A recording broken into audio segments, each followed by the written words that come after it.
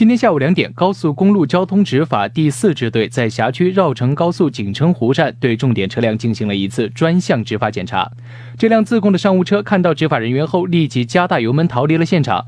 但是工作人员已经记录下了该车车牌号，后期将会对驾驶员进行处理。而更多的驾驶员和乘客大多都能主动配合执法人员的检查。可以了，可以了，可以。我各地方的。你是哪个地方？是哪个地方的人？四川沱洪大爷。沱洪的人嘛。之前坐过他的车子没有嘛？之前坐过他的车子没有？也坐过。就是出门的时候喊他师兄给我送一下。主要是针对外地车辆营运的那个网约车，对他们进行一个春节期间一个加大一个检查。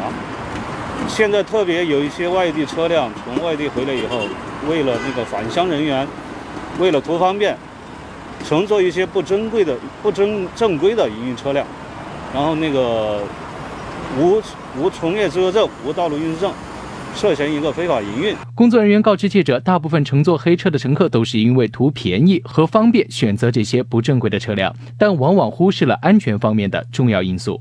这2种车辆，它是没有通过正规的保险，对乘客是没有人身保障的。因为有正规营运证的车辆啊，我们对它有一个全程的一个跟踪，有它的数据的一个保持。但是作为一个黑车的话，我们对它是没有一个数据的跟踪的。如果一旦发现疫情，对找到这个传播源的话，是一种很困难的事情。工作人员表示，临近春节，不少市民都想要回家过年，也给这些不正规的车辆以可乘之机。为了市民的出行安全，这些车是他们今天重点检查的对象。截止记者发稿前，高速公路交通执法第4支队共进行重点车辆检查50余次，出动执法人员300余人，查获非法营运车辆45台，对辖区道路运输违法行为形成有效震慑。全接触报道。快手，拥抱每一种生活。